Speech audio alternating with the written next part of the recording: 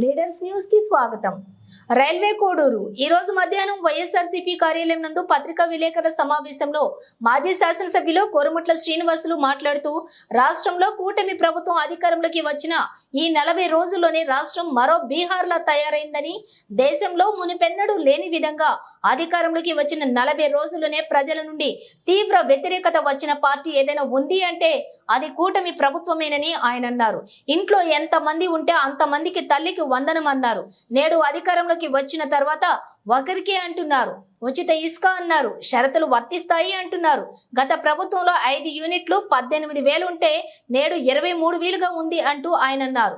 అధికారంలోకి వచ్చినప్పటి నుండి సంక్షేమం, అభివృద్ధిని గాలికి వదిలేసి మా వైఎస్ఆర్సీపీ నాయకులు కార్యకర్తలను ఇబ్బందులకు గురి చేస్తున్నారని, రాష్ట్రం రావణ కాష్టంగా మారిందని, ఈ దమనకాండకు రాబోయే రోజుల్లో ప్రజలే బుద్ధి చెబుతారని, తగిన మూల్యం చెల్లించుకోక తప్పదని మాజీ శాసనసభ్యులు కోరుముట్ల శ్రీనివాసులు అన్నారు.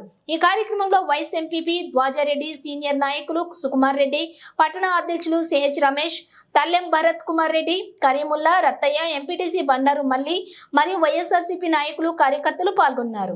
ప్రజలు కూడా గుర్తుపెట్టుకుంటారు. అవి కానీ మీరు చేయలేకపోతే ఇప్పటికే చేయలేకుండా 50% అందరూ కూడా మొత్తం జీవోలు మార్చేశారు.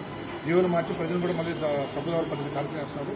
కాబట్టి మీరు అది చేయండి. దీనిపై మీరు చేసేందుకు మేము వదలము ఖచ్చితంగా. అంటే దాంతోపాటు మీరు ఎక్కడే కానీ పబ్లిక్ను ఇబ్బంది పెట్టే కార్యక్రమంలో కొంతమంది పోలీసులు అత్యుత్సాహం ప్రకటిస్తున్నారు.